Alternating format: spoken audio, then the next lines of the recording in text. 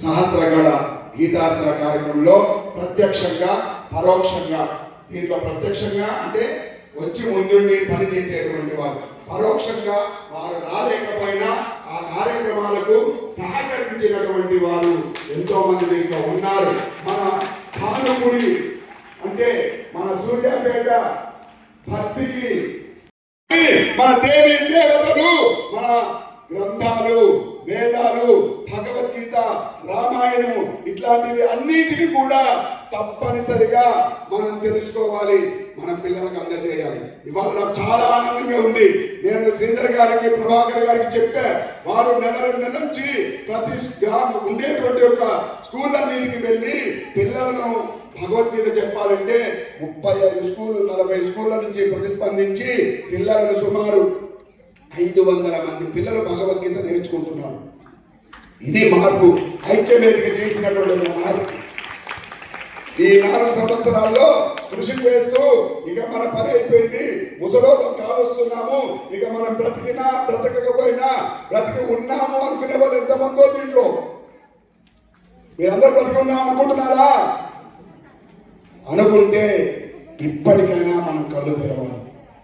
మన పిల్లలకు మన భగవద్గీత మనను గురించి మనం తెలియజేసే గ్రంథము, మనం ఎలా బ్రతకాలో తెలియజేసే గ్రంథము అది అని చెప్పి మన పిల్లలకు తెలియజేసి ప్రతి ఒక్కరు కూడా ఆ భగవద్గీతలో ఉండే విషయాన్ని గ్రహించేటట్టుగా మీ పిల్లలను పంపిస్తే, ఇప్పుడే మురళీస్వామి చెప్పారు, మీ పిల్లలను పంపిస్తే నేర్పడానికి, దాంట్లో ఉండేటువంటి ఒక విషయాన్ని తెలియజేయడానికి మేము ఎప్పుడు సిద్ధంగా ఉంటాము. ఇప్పుడు మన దేవాలయంలో గతంలో దేవాలయం ధర్మ బోధన చేయడం కోసమే గ్రామ ఆలయాలు ఉండేవి, వాళ్ళ నిర్వీర్యం అయిపోయింది. అందుకనే మన 2 ఆలయాల్లో పెద్ద మంచి బ్రహ్మాండమైనటువంటి ఒక వేదికలు కూడా ఉన్నాయి. ఎప్పుడు చెబితే అప్పుడు మీ అందరికి పిల్లలకి కూడా అవసరమైతే మీకు కూడా భగవద్గీత విషయాలను చెప్పడానికి వారానికి 1 రోజు, 1 గంట, నెలకు 1 రోజు తప్పకుండా 40 శ్లోకాలు ఏది కూడా దాంట్లో భగవద్గీతలో 800 శ్లోకాలు ఏది మనకు విడుదలైంది కాదు, కానీ ఆదిముత్యాలు లాంటి ఒక శ్లోకాలు దాంట్లో. అలాంటి వారి చేత, వాళ్ళ పెద్దల చేత, వారి నోటి నుంచి మనకు చెప్తూ ఉంటే మనం వింటూ మనం ఒకసారి దాన్ని చదవడం అనేటువంటిది మనందరి పూర్వజన్మ అదృష్టం. ఇవాళ ఈ కార్యక్రమం ఈ సందర్భంగా నాకు ఇచ్చినటువంటి ఈ అవకాశంలో నేను ఏదైనా పొరపాటుగా మాట్లాడితే అది కేవలం నా ఆవేదన అనుకోండి, నా మనసులో ఉండే బాధ అనుకోండి తప్ప అనేటువంటి ఉద్దేశం నాకు లేదు. దయచేసి ఇప్పటికైనా ఇక్కడ ఈ రోజు పారాయణం అయిపోయింది, ఈ రోజుకు ఈ సంవత్సరం భగవద్గీత పారాయణం అయిపోయింది అని ఎవ్వరు అనుకోవద్దు. రేపటి నుంచి ప్రతిరోజు ఈ మాట మనలో ఒక చైతన్యం తీసుకురావాలి, ఆలోచనను చేయాలి తప్పనిసరిగా ఒకరికి అని చెప్పి తెలియజేస్తూ ఈ నాకు అవకాశం ఇచ్చినటువంటి పెద్దలకు ధన్యవాదాలు తెలియజేస్తున్నాను. జై శ్రీమన్నారాయణ. వేణుస్వామి కోసం గట్టిగా కరతాళంతో చెప్పండి కొడదాం.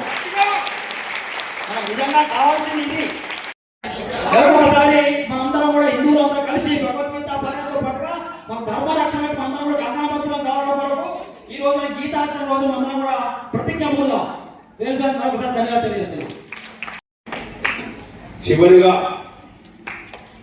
ఈ ముఖ్య అతిథిగా చేసినటువంటి స్థలసాయి స్వామిజీ మాట్లాడటం ముందుగా కాంచీపురం వరదాచార్యుల దేవస్థానం పండితులు పెద్దలు శ్రీమాన్ రాజహంస గారి యొక్క సందేశ నివాసులుగా సవినయంగా ప్రార్థిస్తున్నాం. తత్ర శ్రీ విజయో భూతి ధ్రువా నీతిర్మతిర్మమ. ప్రియ భాగవతోత్తములరా, వేదికలో ఉంటున్న ఉభయ వేదాంత ప్రవర్తకాచార్యులైన శ్రీమాన్ కొమాండూరు ఇళయవల్లి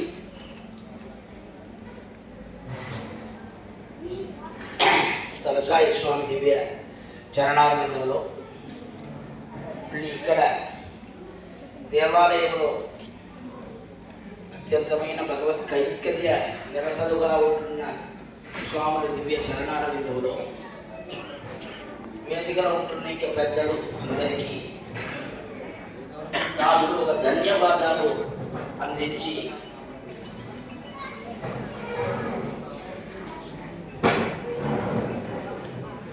ఒక కుక్క చూపు లేకపోయిన కుక్క ఆ కుక్క అట్లా తిరుగుతున్న మధ్యంలో ఇక్కడ ఆడవలసిన ఒక భాగ్యమున అందించిన మా వెంకటేశ్వరరావు వారు శ్రీరంగంలో మనకి 10 రోజులకు ముందు ఒక పెద్ద సదస్సు భగవద్ విషయ సదస్సు సభా కార్యక్రమం జరిగింది. అక్కడ వెళ్ళిన సమయంలో వారు చెప్పారు, ఇట్లా మీరు భద్రాచలం వెళుతున్న సమయంలో మా సూర్యాపేటకు రండి అన్నారు. వారు చాలా సంవత్సరంగా నన్ను పిలుస్తున్నారు. అయినా అప్పుడన్నీ రాగలేకపోయినా ఈ దాసుడికి ఈరోజు రావటానికి ఉంటున్న అనుగ్రహమే ఇక్కడ మీ అందు చేర్పించింది అని చెప్పవలసినదే. ఇదివరకు మన స్వామివారు వేణుగోపాల స్వామి వారు ఆశ్చర్యంగా చెప్పారు. వారు ఏదో చాలా ఉద్వేగంగా మాట్లాడారు అని నాకు లేదు, ఉన్నది సత్యమైన మాట.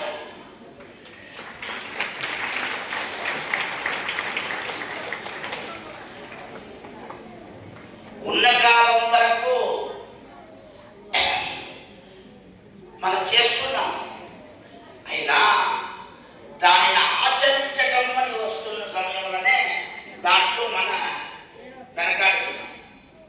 అట్లా ఉండకుండా గతిమిడి ఉన్నాడు, రమ్యం, అత్యద్భుతం. ఏదైనా అవుతుందా?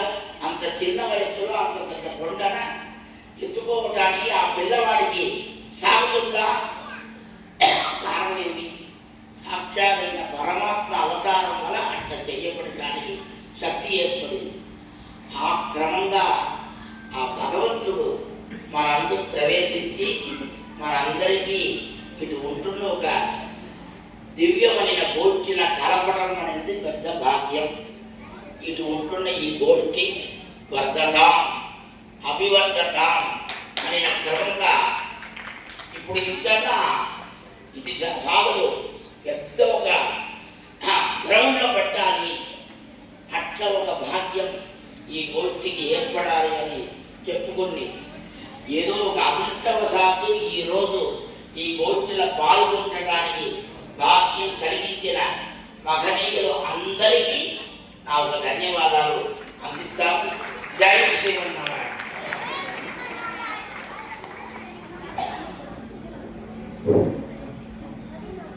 చాలా ధన్యులం.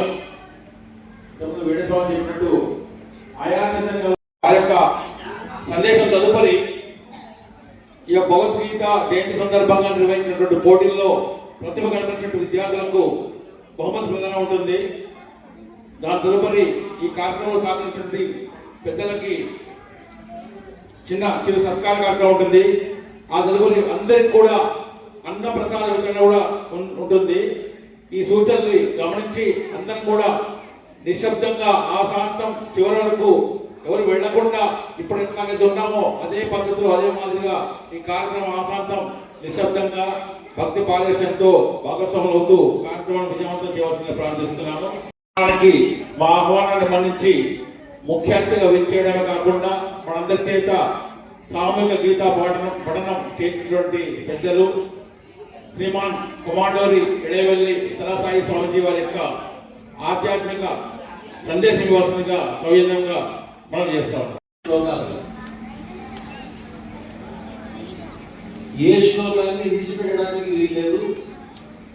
ఎవరో శ్లోకాలు మనం పారాయణ చేశాం కానీ ఆ శ్లోకాలలో ఉండేటువంటి అర్థాన్ని తెలుసుకొని మన జీవితంలో ఆ శ్లోకాలలో ఉండేటువంటి అర్థాలను అనుష్ఠించడానికి తగినటువంటి శ్లోకాలు. మనందరికీ దేవుడికి ఏం చేస్తే బాగుంటుంది అని ఒక సందేహం వచ్చింది అనుకోండి. అబ్బో పెద్ద గొప్పవాడు కదా దేవుడు, సర్వ సృష్టికర్త అయినటువంటి దైవం, ఆయన పూజించాలి అని అంటే మనం ఏం చేయాలి? ఆయనకు పెద్ద గుడి కట్టాలి, లేకపోతే కిరీటాలు తయారు చేయించాలి, బంగారం పల్లకీలు తయారు చేయించాలి, ఇన్ని రకాలుగా ఆలోచనలు మనకు రావచ్చు. మన దగ్గర డబ్బు ఉండి చేసేటువంటి స్తోమత ఉంటే అవన్నీ చేయండి, మంచిది. కానీ ఎవరో డబ్బు ఉన్నటువంటి వాళ్ళు బంగారు పల్లకీలు, బంగారు కిరీటాలు తయారు చేయించారు కదా, మనకి చేత కాదే, మనకంత డబ్బు లేదే, మన దగ్గర అటువంటి స్తోమత లేదే అని బాధపడేటువంటి వాళ్ళు బాధపడక్కర్లా. దైవానికి ఆ బంగారు కిరీటాలు ఇస్తేనే ఆయన సంతోషపడ్డాడు, బంగారు పల్లకీలు తయారు చేస్తేనే సంతోషపడ్డాడు ఆయన. మీ అందరికీ తెలుసు వెంకటేశ్వర స్వామి ఎంత పరమ సౌలభ్యమూర్తితో మనందరికీ తెలుసు కదా. ఆ వెంకటేశ్వర స్వామి వారికి ఒకప్పుడు తొండమాన్ చక్రవర్తి అని ఆయన బంగారు పూలతోటి పూజ చేసేవాడు, మహాభక్తుడు. ఆయన ఎంత గొప్ప భక్తుడు అంటే ఆ తొండమాన్ చక్రవర్తి వెంకటేశ్వర స్వామితో నేరుగా మాట్లాడేవాడు. మనం తిరుపతికి వెళితే మాట్లాడగలమా దేవుడితోటి, వెంకటేశ్వర స్వామితో నిల్చోగలమా? అక్కడ నిల్చున్నా అక్కడ నిల్చోరు కదా, వెళితే క్యూ లైన్లో వెళ్తాం. వెళుతుండగానే శీఘ్ర దర్శనం, మహాశీఘ్ర దర్శనం, మహాలఘు దర్శనం, ఆ దర్శనాల పేరు చెప్పి మనం ఎక్కడెక్కడో ద్వారపాలకుల దగ్గర, గరుత్మంతుల దగ్గర నిల్చొని ఆ వెంకటేశ్వర స్వామిని చూసేటువంటి పరిస్థితి ఇప్పుడు. మరి వెంకటేశ్వర స్వామితో మాట్లాడడం కూడా కుదురుతుంది మనకి. సరిగ్గా దర్శనమే చేసుకోలేనటువంటి వాడు. కానీ తొండమాన్ చక్రవర్తి ఆ వెంకటేశ్వర స్వామితో మాట్లాడేవాడు. ఒక సందర్భంలో ఆ చక్రవర్తి రాజ్యంలోకి కొంతమంది శత్రువులు ప్రవేశించారు. వాడు చాలా బలవంతుడు. వాళ్ళందరినీ జయించాలి అంటే ఆయనకు తొండమాన్ చక్రవర్తికి కొంత శక్తి సరిపోవాలి. అప్పుడు వెంకటేశ్వర స్వామి దగ్గరికి వెళ్ళి ప్రార్థించాడు, స్వామి మరి నాకు నీ యొక్క అండ లేకపోతే నేను ఈ శత్రువుల్ని నేను జయించలేను, నాకేదన్నా నువ్వు వరాన్ని ఇవ్వమని ప్రార్థించాడు. అప్పుడు ఆ వెంకటేశ్వర స్వామి చూడండి ఎంత దయామూర్తి అంటే, సరే నీకోసం ఆ శంఖచక్రాలు రెండు కూడా ఇచ్చేస్తున్నాను అని ఆ తొండమాన్ చక్రవర్తికి 2 శంఖచక్రాలు ఇచ్చేశాడు. ఆ శంఖచక్రాలు తీసుకొని వెళ్ళి తనకు అడ్డొచ్చినటువంటి శత్రువులందరినీ కూడా తరిమి కొట్టేశాడు. ఆయన విజయం సాధించాడు. అంత గొప్పవాడు తొండమాన్ చక్రవర్తి, అంత గొప్ప భక్తుడు. అంటే వెంకటేశ్వర స్వామి స్వయంగా తన చేతిలో ఉండేటువంటి శంఖచక్రాలను కూడా ఇచ్చేంత గొప్ప భక్తుడు. అలాంటి భక్తుడైనటువంటి తొండమాన్ చక్రవర్తి వెంకటేశ్వర స్వామి ఇంత ఉపకారం చేశాడు కదా, ఆయనకు ఏవో మామూలు పూలతో పూజ చేస్తే ఏం సరిపోతుంది అని బంగారు పూలు తయారు చేయించుకొని ఆ బంగారు పూలతోటి ఆ వెంకటేశ్వర స్వామికి పూజ చేయాలి అని చెప్పి ఆయన బంగారు పూలు తయారు చేయించుకొని వెంకటేశ్వర స్వామికి పూజ చేయడం ప్రారంభించాడు. అలా పూజ చేస్తున్నాడు. ఈయన చేసేటువంటి పూజలను ఆనందంతో గ్రహిస్తున్నాడు వెంకటేశ్వర స్వామి. బాగానే ఉంది. కొంతకాలం ఇలా గడిచిన తర్వాత ఈయన ఇలాగే తొండమాన్ చక్రవర్తి ఒక రోజు వెళ్ళి ఆ వెంకటేశ్వర స్వామికి పూజ చేసిన తర్వాత అయిపోయింది, అర్చక స్వాములు తలుపులు వేసేశారు, ఈయన ఇంటికి వెళ్ళారు. మళ్ళీ ఆయన ఒక రోజు వెంకటేశ్వర స్వామి దగ్గరికి మర్నాడు వచ్చి చూశాడు. చూసేటప్పటికి ఈయన చేసినటువంటి బంగారు పూలు కింద పడిపోయింది, మట్టి పూలు ఉన్నాయి. వెంకటేశ్వర స్వామి పాదాల మీద మట్టితో తయారు చేసినటువంటి పూలు ఉన్నాయి, బంగారు పూలు అక్కడక్కడ విసిరివేయబడి ఉన్నాయి. ఆశ్చర్యపోయాడు. అదేంటి, నేను నిన్న పూజిస్తే వెంకటేశ్వర స్వామి పాదాల మీద నేను పెట్టాను, పెట్టినటువంటి పూలు కింద పడిపోయినాయి, ఏవో మట్టి పూలు వెంకటేశ్వర స్వామి పాదాల మీద ఉన్నాయేంటి అని ఆశ్చర్యపోయాడు తొండమాన్ చక్రవర్తి. ఆశ్చర్యపోయి మళ్ళీ ఆ పూలన్నీ తీసేసి, ఆ మట్టి పూలన్నీ తీసి అందరూ పడేసి మళ్ళీ తాను బంగారు పూలతో పూజ చేశాడు. తలుపులు వేసేశారు.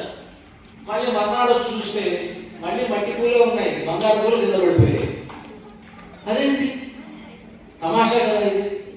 వెంకటేశ్వర స్వామికి పూజ చేస్తే బంగారు పూలు ఆయన పాదాల మీద ఉండాలా, మట్టి పూలు ఉండాలా?